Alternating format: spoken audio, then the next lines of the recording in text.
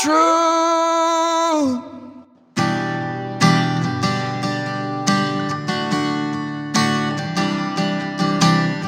Hello, and welcome to Word of Truth Podcast. Our mission is to shine the light of biblical truth on the questions of life. Hosted by Stephen Brown and Stone Anderson. Enjoy the show. Sanctify them through thy truth. Thy word is true. Yeah. Sanctify them through thy truth. Thy word is true. Yeah. Word of truth.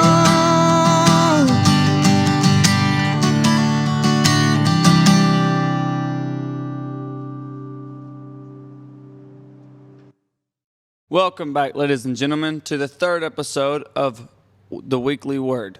Today we're going to be going over the subject of dinosaurs. What does dinosaurs have to do, or are dinosaurs in the Bible? Did dinosaurs live with man? Are dinosaurs millions of years old? And go over some common misconceptions about dinosaurs. So, Stephen, why don't you kick us off?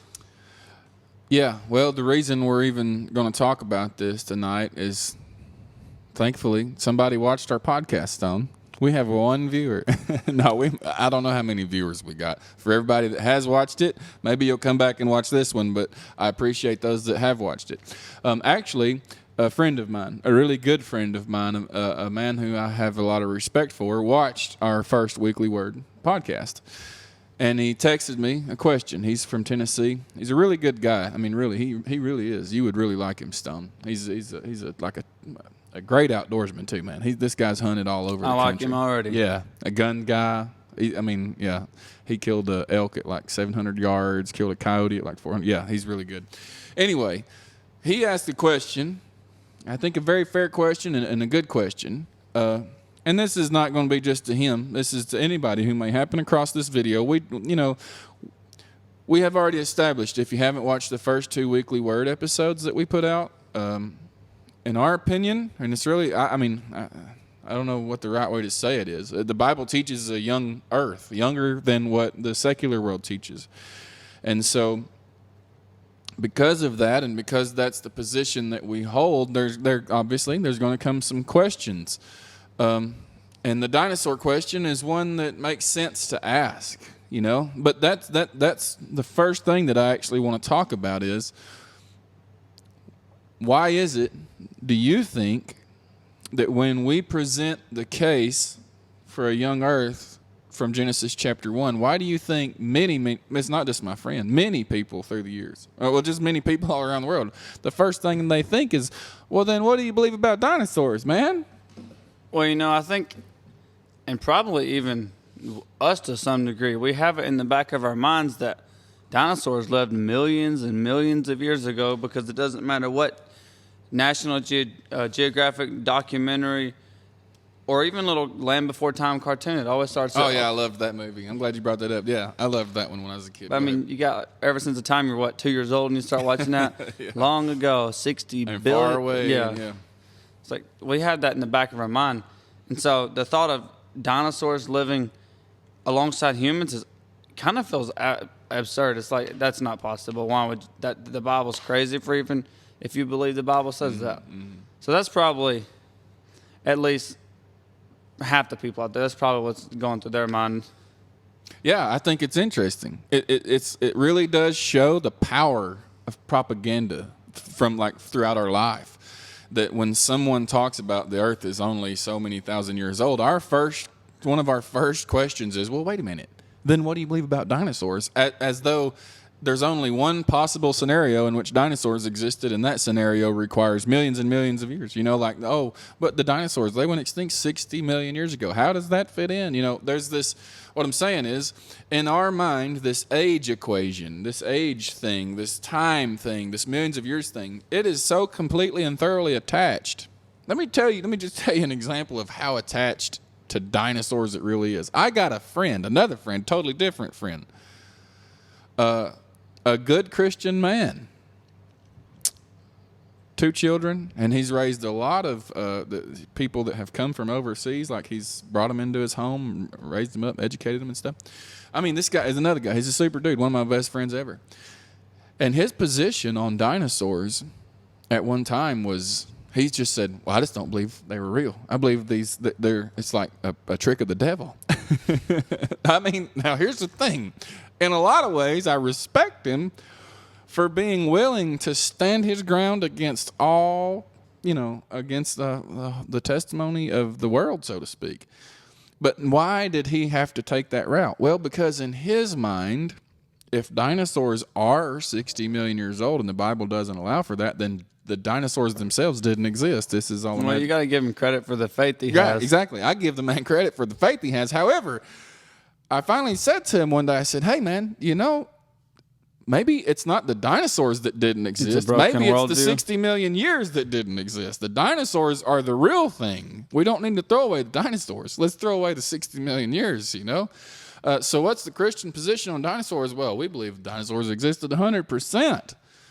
We also believe they're incredible. They're awesome. They're created by God on day 6. They walked with man. Yes, I know that shakes up the worldview of most people. But hey, we have more, I think, evidence to support our case than they have to support their case.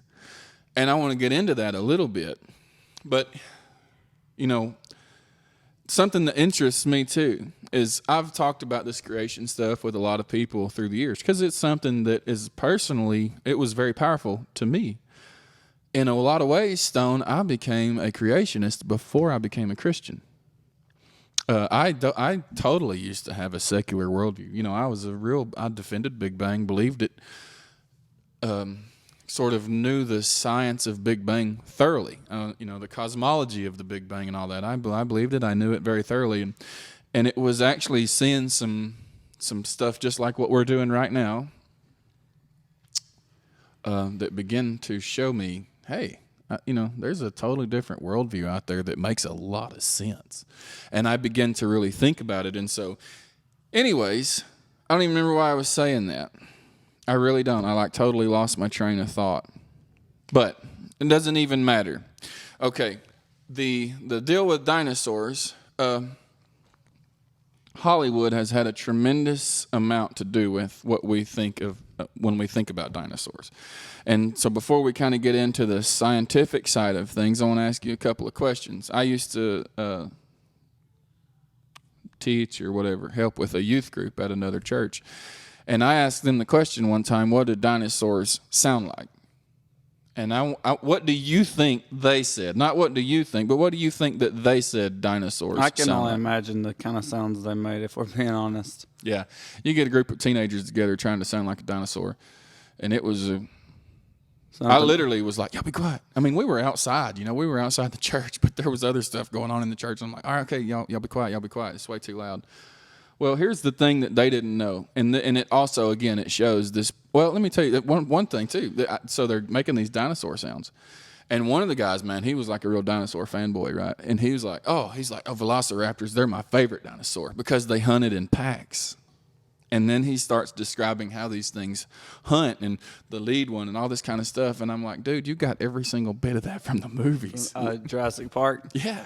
I mean, every bit of it. But in his mind, in this 14-year-old kid's mind, good-hearted kid, that was as true as the gospel, man. I mean, in his worldview, that's dinosaurs made that growling, loud noise or whatever, and these velociraptors hunted in packs and all this kind of stuff. And, the reality is, my next question was, so they all get done making the most terrible noises you ever heard in your life, and I said, well, what sound do other reptiles make?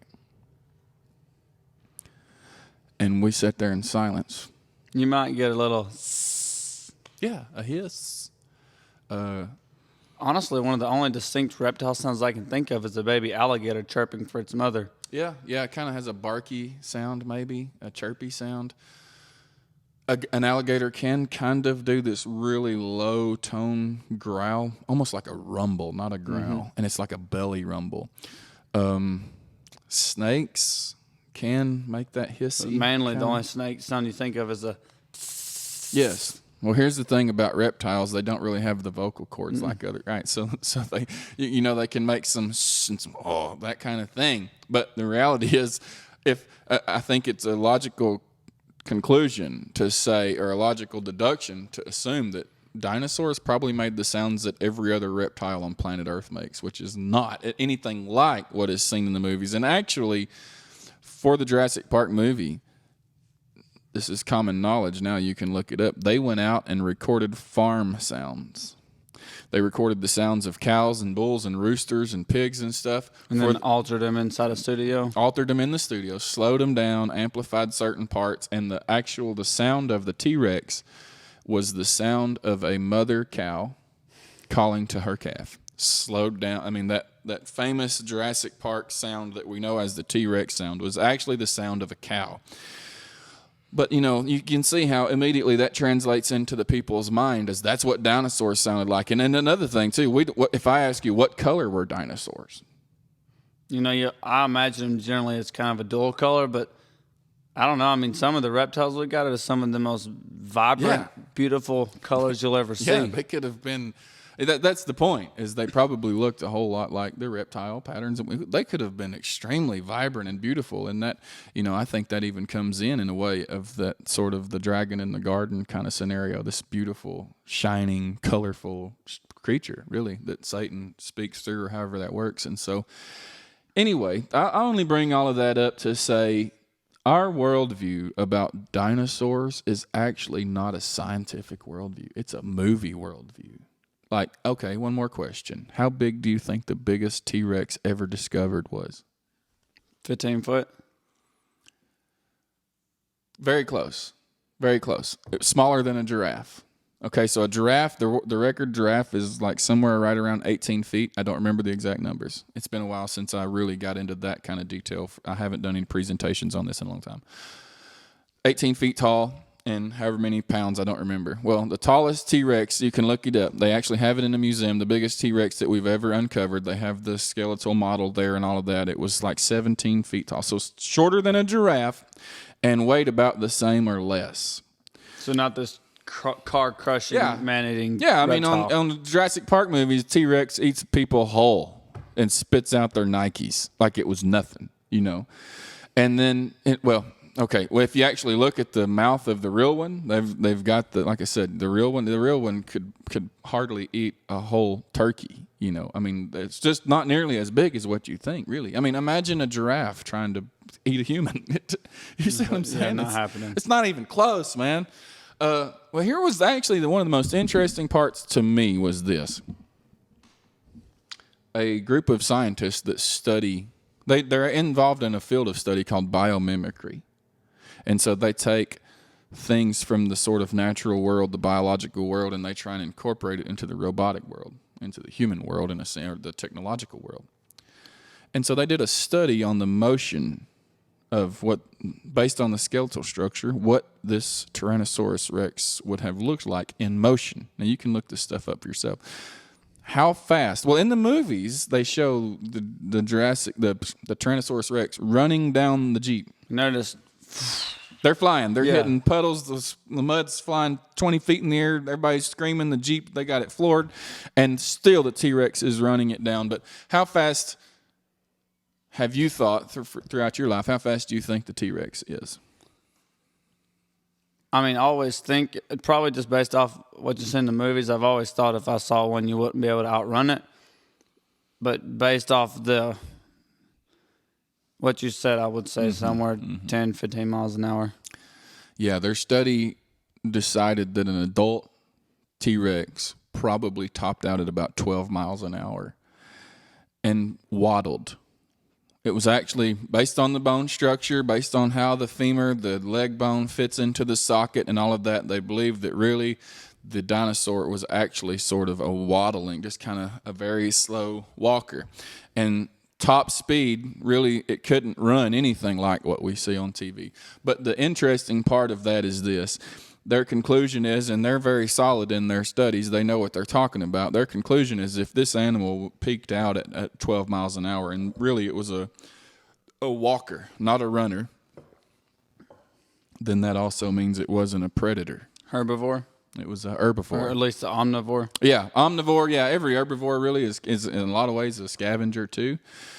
And so in that sense, probably an omnivore. But, we have in our minds, when we hear that, we think, there's no way that T-Rex was an herbivore, man. You've lost your mind. Look at the teeth. Oh, it can run 40 miles an hour. Oh, he eats people alive. There's no way. Well, all of that you're arguing from a Jurassic Park movie. But when you really get down to the reality of it, oh, wait a minute. Dinosaurs are drastically different than what I thought that they were. They're not the creatures of Hollywood. And I get it. Hollywood has to make a great movie. It was like you was talking about the velociraptors, how they're, about 5 or 6 feet tall in the movies. They're like, what'd you say? 29 inches 29 tall. inches tall. The fossils? Yeah, the fossils are, they say, about the size of a wild turkey.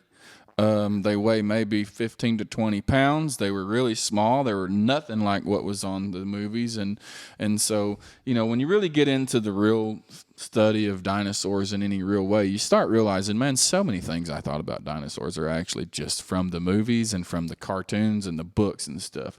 But when you go out to the actual dig site in Wyoming and you're standing there face to face with bones and looking at them, it's still very impressive and very interesting, but it's nothing like what you see on TV. Well, okay, so that is just kind of setting the stage to say our worldview of dinosaurs is already somewhat, just like it's impossible for us to believe a dinosaur was an herbivore. It's equally impossible for us to believe that a dinosaur lived 6,000 years ago. And yet both are completely a Hollywood thing. We're attached to an idea that didn't really come from our college education. It came from our movie education. And, the fact, well, if T-Rex was a herbivore, that's not shocking to me at all. Look at a hippopotamus, which is an herbivore, and that thing's got like teeth, like 5 inches, I mean, it's really got some cutters, or a hog, a wild hog or whatever, There's a lot of herbivores out there with some giant razor sharp teeth. And so that's no surprise to me. But back to the age thing, you and I were talking recently about carbon dating and radiometric dating, and what carbon dating or radiometric dating is often put up there as though this is the trump card, this is the evidence, this proves the Bible wrong, all this. What do you know about it, and what do you think about it? I don't really know. I know a little bit, but I don't really know enough to explain it good to our viewers. I don't have a good grasp of it. I did hear a story, though, one time they carbon dated a piece of rock that had been formed when Mount St. Helens erupted. Yes. And the rock was like, 20 years old at the time? And it dated or younger, and it dated to like millions and millions of years. So that just showed me it was not even worth listening to. When someone said carbon dating, I'm like, nah, we know that it's not really proven to be accurate. Yeah.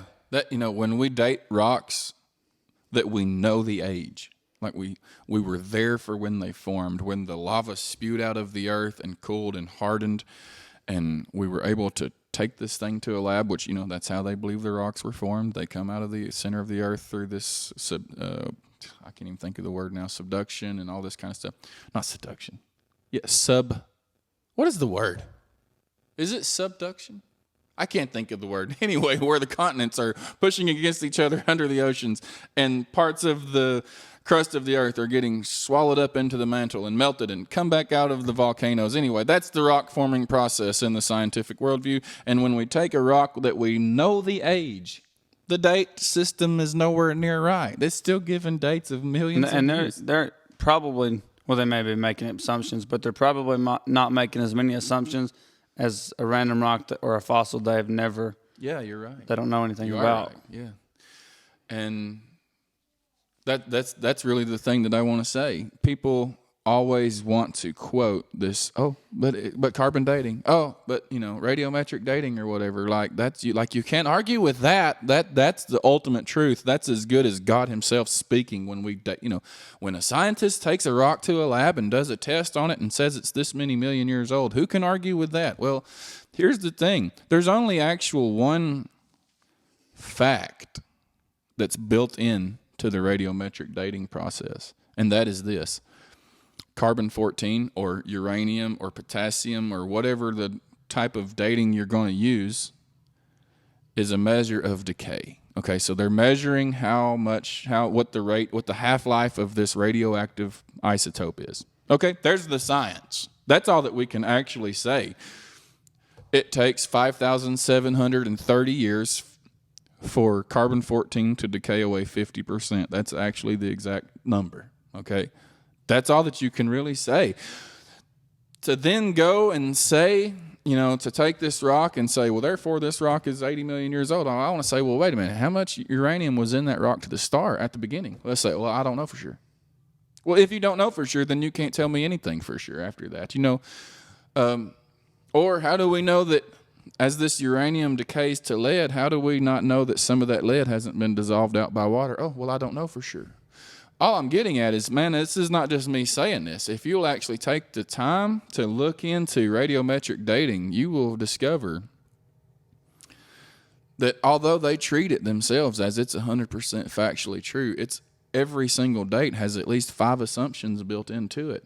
Now, I will grant, Stone, that the assumptions that they make certainly seem logical to the mind of man. Okay, I'm not saying that they're out there just intentionally making leaps of, unfounded assumptions. But the fact that they seem logical to man doesn't make them true. And it doesn't make them fact. They treat it as though it's a fact. And all I'm saying is, to me, there's no other thing in science that we're going to have so many assumptions built into it and yet treat it as though it's the final authority for everything like that. I could talk about that forever, but I would rather talk about something more interesting. You ever heard of Mary Schweitzer? She's the lady who discovered, one of the largest T-Rex leg bones? Yes. Yeah, a huge one. And was it in order to transport it? They couldn't get it in, the helicopter or something? Yeah. And so they cut it in half. And that was the red blood tissue? Blood vessels. Vessels? Yes, and some remnants of some red blood cells. Still yes. what? Fresh, I guess? Soft. Soft, moist even. So the interesting story there, they would never cut a T-Rex bone, a whole bone like that. They'd never cut it open. And I guess understandably so. In their minds, if you're actually holding the bone of a 60 million year old animal, you're holding a valuable piece of history. So why cut it open? We all already know it's 60 million years old. No point in studying it. Oh, well, wait a minute. This one's so big we got to get it down into a package thing and get it in this helicopter. And the only way we can do that is if we cut this bone in half. Well, okay. Our scientific mind kicks in and says, well, okay, that's fine. If we're going to cut it in half, let's do some tests on it, right?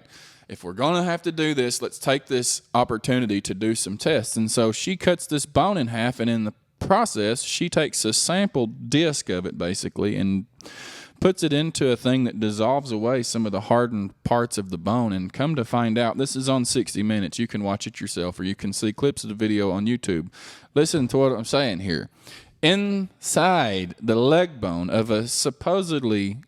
that one was actually 80 million years of a supposedly 80 million year old dead dinosaur. There is still soft blood vessels and blood cells.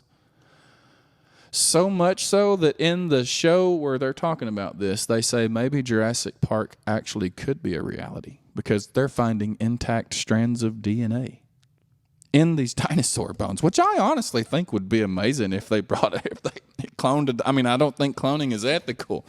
And yet I still think it would be stinking awesome to go to a zoo and see a dinosaur, man. I think that would be super cool. But the point is just, okay, well, here was their conclusion. Because the interviewer, I can't remember who it was, but they was like, what did you think when you saw this?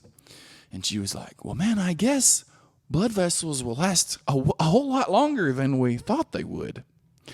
The conventional wisdom was any soft tissue wouldn't make it more than 10,000 years. It just wouldn't make it, no, even in perfect conditions. And yet here you have this, supposedly 80 million year old dinosaur bone.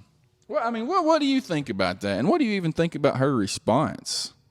Well, her response itself is not very scientific. She was just like, well, here's a way to kind of get me out of this mess.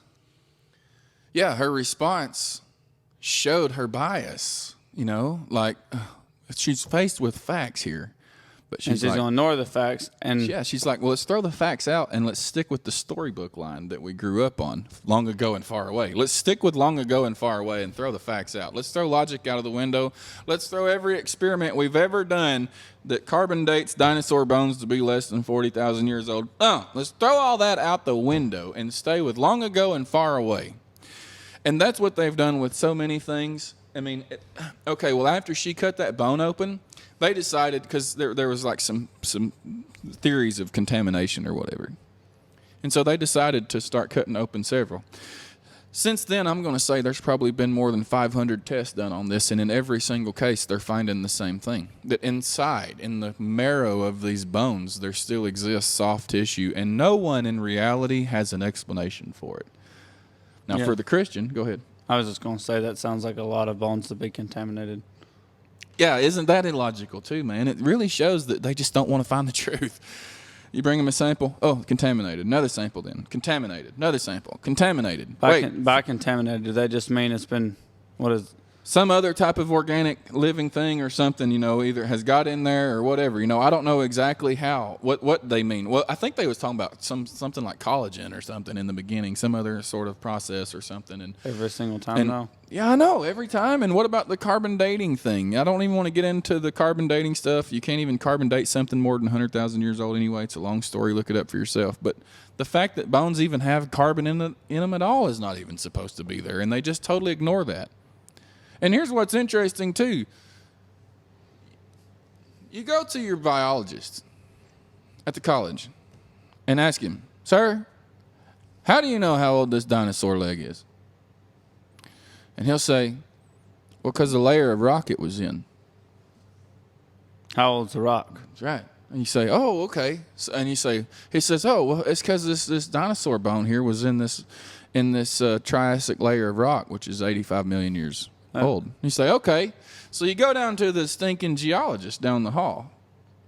And you say, hey, I was talking to my biology professor. I asked him how did he know how old this dinosaur was? And he said, oh, it's because it's in that Triassic layer of rock right there.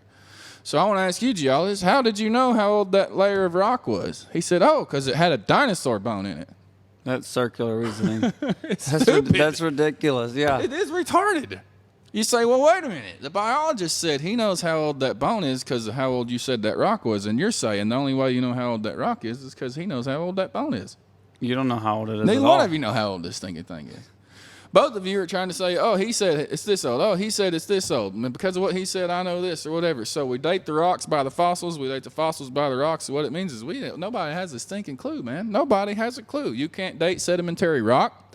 You can't even radiometrically date sedimentary rock. And guess what? Every single fossil on planet Earth is in sedimentary rock. They can't date those rocks. They can't even date those bones in their worldview. And so the whole thing, I mean, listen, I'm about to give you a key to unlock the universe of science here. You're not going to believe what I'm about to tell you. The whole thing came from the imaginations of some scientists about 200 years ago. I'm not kidding. Think about it like this. You see an x-ray of a broken bone, okay? You're a radiologist or whatever, and you're good at what you do. Yeah. Somebody brings you in an x-ray of a broken bone.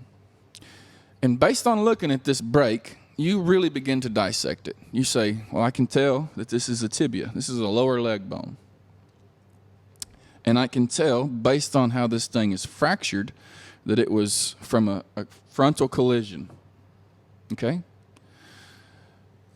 And you look at how the fracture went, and you say, well, I can tell, because I'm really experienced in this, that this is also probably the bone of a man under 30 years old. Because if this man was 40 or 50 years old, this fracture line would have been totally different. There would have been a lot more damage here, or whatever the case. You just know your field. You know what you do so well that you can say this bone is a tibia of a male, because it's a thicker diameter than an average female tibia. This is a tibia bone of a young male, and based on where it's hit, this is also common in a football injury.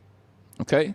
Now, so far we have dealt with sort of the evidence leading us to the facts. But now they took that story and they're like, I bet this guy played for the Philadelphia Eagles, or he probably played for the Patriots. This was probably a quarterback. I bet he won 2 Super Bowls. And I'm telling you, they will take something that started off as a fact, and because they're trying to they want to put a story there. They want to create a coloring book that you want to color in, or they want to create a movie that you want to watch. And so they took some bones that were real, and they started hanging the meat on these bones. In that moment, we entered the world of imagination. They started making the dinosaur example here. They painted them whatever color they wanted to. They made them sound like whatever they wanted to. Then the next thing you know, they're describing to you how they hunted. Although no one alive has ever seen one. We've never seen their behavior. They start depicting them as sort of this giant predator type thing. One thing after another after another. What I'm trying to say is when you boil down all of this stuff that you think is reality and you get down to what you've boiled it to where all you're actually looking at is the facts, you realize that the people at some point in the past have taken this tiny microscopic amount of facts and have built a whole sort of a body. They've taken a fragment of a bone and built a body out of it. And they made that body look like whatever they wanted to. In fact, that actually did happen. Have you heard about the what is it, Piltdown Man and some of these other things where they found like nothing but a tooth? And then they get artists to draw the rest of it. Yes. Lucy. Okay. So they find a tooth, and before you know it, they have a picture of an entire man. But what the crazy thing is, that's just not hanging on somebody's basement. That's in a science book. That's in public schools. Yeah. Very good point. That's not just some conspiracy wacko in grandma's basement. No, that's published in a science book where literally millions of kids have read this. And they don't know when they're looking at little knuckle-dragging caveman guy. Oh, wait a minute. You telling me you constructed this entire narrative out of a tooth? A tooth. I mean, this is real history I'm talking to you about. And there's others, I can't even think of the name of the creature. They called it the walking whale, and they said, oh, this was like the whole missing link in whale evolution, and this was center stage of National Geographic. I had the issue myself. I took pictures of it. I used it in a talk that I done one time. They showed you the whole stage of whale evolution, and guess what? You get to the end and you read the fine details, and they reconstructed that entire thing out of the right half of a lower jawbone. Okay? Well, so what I'm saying is, they have done that very same thing to the whole evolutionary paradigm. The whole Big Bang evolution, cosmological evolution, biological evolution, all of that is actually built off of something less than the size of a stinking jawbone. The whole thing. But we just didn't know it because all the professors treated it as reality. And we thought they were just so trustworthy and so intelligent that in our mind we have this whole construct of a history of Earth. We all think of the Earth as millions of years ago. We all think of the universe as billions of years ago and long ago and far away. Nobody looks out there and was like, oh yeah, recently God went, let there be, and there it was. We just don't think that way. And we're walking around with this worldview that was built from a jawbone. Well, anyway. Well, okay, so we've covered quite a bit. Yes. But this is the weekly word. So let's go over like what the Bible and dinosaurs have, how they're interlinked. Yes, please do. I have rambled on way too long. Give me some Bible verses and save me from this hour-long rant. Okay, well, I'm going to read Job 40, verse 15 to 20. Behold now, Behemoth, which I made with thee, he eateth grass as an ox. Lo now, his strength is in his loins, and his force is in the navel of his belly. He moveth his tail like a cedar. The sinews of his stones are wrapped together. His bones are as strong pieces of brass.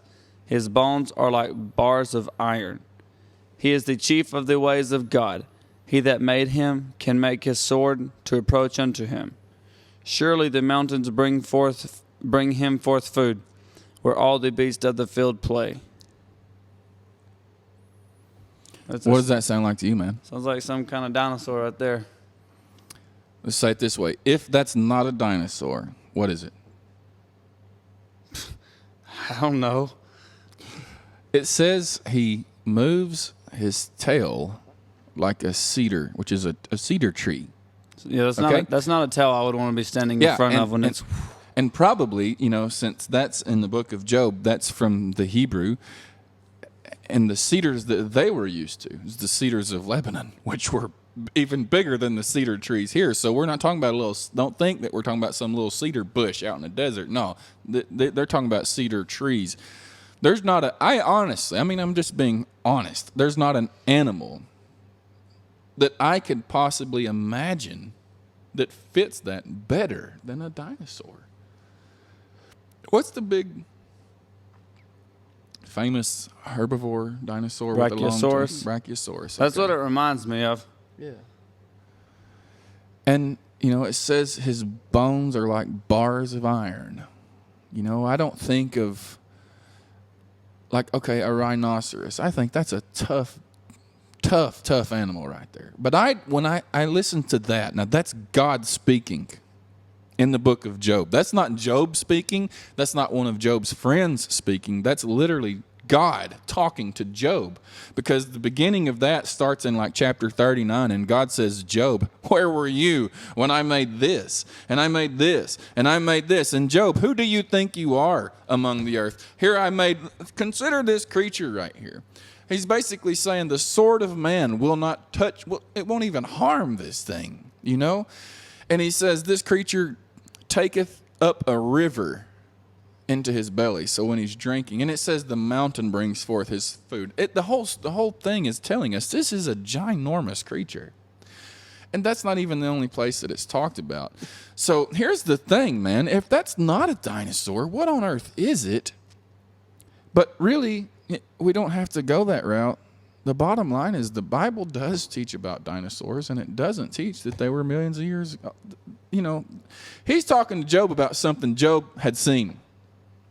If Job had never seen that, Job would have just been like, well, Lord, that sounds awesome, buddy, but I don't know what you're talking about. No, Job knew. He's like, oh, yes, God, thanks for reminding me of your tremendous power. You made me and that giant creature over there. So these dinosaurs did walk with man, and man did see them. And it doesn't matter what interpretation you want to take of Genesis. Nobody can escape the fact that the beasts of the field were made on day 6 just like Adam was. You see what I'm saying? There's no getting around it. Last thing. There's more verses than that, but I honestly did ramble way too long. What about Noah's Ark, man? Dinosaurs, I believe, were definitely on that thing. Well, wait a minute. Dinosaurs weigh like 100,000 tons and they're 70 feet long or something. How did he fit thousands of dinosaurs or something on the ark? Well, as I'm finding out, a bunch of the dinosaurs in the movies that weigh that are that big and weigh that much weren't actually that big. They wasn't that big. But like we was talking about earlier, it makes sense that God would bring them as infant, or at least as young ones. Yes. Isn't that, to me? That's a really cool thought to think, though, of Noah's Ark being full of baby animals. Oh, that is the coolest interpretation I've heard. It's like a super peaceful thought, Little baby deers, fawns walking around, baby penguins, just baby. Everybody loves baby animals. If you don't love baby animals, turn the podcast off. Everybody loves baby animals, right?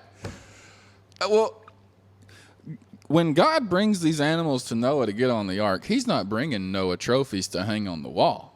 And no, he's bringing probably very small baby or young, not necessarily baby, but animals that will probably hit sort of breeding age when they get off of the ark, and they're on the ark for a year. So or maybe when they get off the ark and maybe right after they get off the ark and everything starts settling back in. Yes, exactly. I really believe that with all of my heart, that the majority of the animals on the ark were very young, very small for the species or for the genus or the family or whatever. And that changes the whole perspective of things. A lot smaller appetite, a lot less food that he had to carry. And even though a T-Rex is not as big as what Hollywood makes it, it still was big, right? I mean, a giraffe is still big. Yeah. You stand next to a giraffe and you really do feel tiny. And so I don't think he took a big T-Rex. We already know that the T-Rex eggs, we have them fossilized. They were about the size of a football. And so the little baby dinosaur that came out of there is about the size of a football. And so, long story short, were the dinosaurs on the ark? Yeah, but was their head sticking out the top? No. They were little. No. What happened to them then, man? Where are they at? Why don't we still have them? Well, I think, what would you say, climate change, a change in the atmosphere? Are you telling me you believe in global warming, Stone? No, I'm not. Well, what do you mean climate change? Well, we know that the atmosphere and that things were different before the How flood. about we say it that way so that people don't think we buy into this Al Gore garbage? Atmospheric change. Yes. There we go. We'll go with Let's that say it that way. Okay. Atmospheric change, and I'm totally on board with that because that only makes logical sense. Go on. Well, people back then Methuselah lived 969 years old. It's safe, and we have fossils of a 2-foot-long dragonfly, or probably multiple. Yeah. So things were bigger, things lived longer. The atmosphere was probably different to allow that kind of survival. But after the ark, things must have changed. That was a worldwide destructive event. Yeah, I want to say that, and then we'll just close out because we've been talking about this for 40 minutes, and I'm starting to feel sorry for the listener because they don't really care that much about this kind of thing. So that's something to get in your mind. I'm glad you made that point, though. The flood was not the world taking a bubble bath. It was catastrophic. The flood was totally catastrophic, man. Earthquakes had to be involved. Even the terminology in Genesis chapter 6 where it says the fountains of the great deep were broken up on the same day. That term broken up is a geological term in the Hebrew. It's basically saying the earth quaked open. There was sort of an explosion, really, of water just poof, coming out. And of course, it rained for 40 days and nights, but the windows of heaven were not, the fountains of the great deep. Water came out for 150 days. That's what it tells us.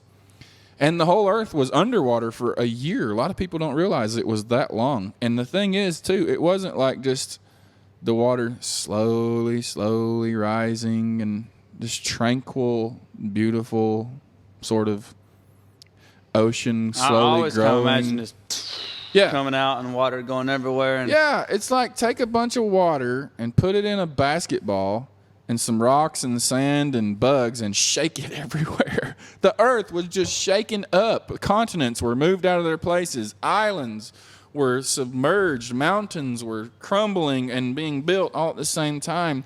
It was the second greatest geological event that had happened since the earth existed. So the first great geological event is when God said, let the waters which are under the firmament be gathered together into one place and let the dry land appear.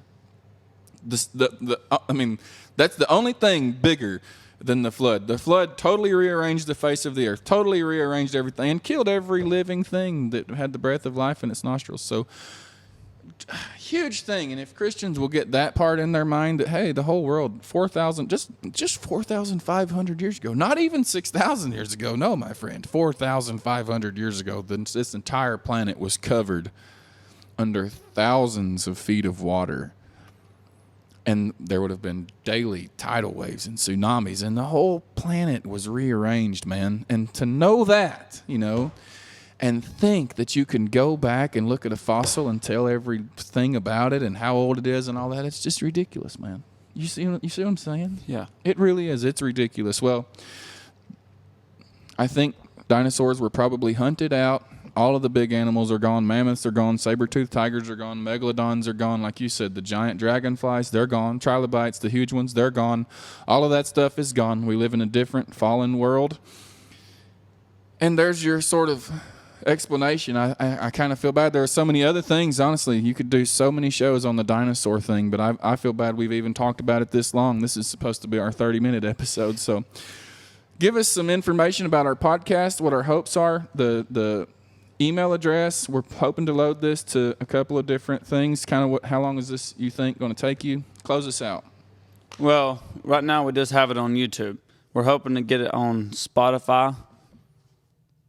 Hopefully by the end of this week, but maybe next week. We'll see. Our email address is wordoftruth I think that's it. Wordoftruth2021 or at gmail.com, all lowercase. If you have any questions or topics, feel free, that topics that you want to hear us discuss, feel free to send them to us, and we'll look them over and try our best to get on them. I think that's about it. Yeah, and if we can do didn't you mention something about like Apple Podcasts or something? We might do Apple Podcasts too, but we could do that in Spotify. We'll keep you posted on that. We definitely want to try and get it out in audio form only. In fact, that was the original intention. We didn't even want to see our ugly mugs on camera. This just was the only way we knew how to do it to get started. So hopefully this will end up being more of an audio dominant thing. If you listened this far, I appreciate it. I'm sorry I rambled. Love you guys. Come back for the next one. See ya. See ya.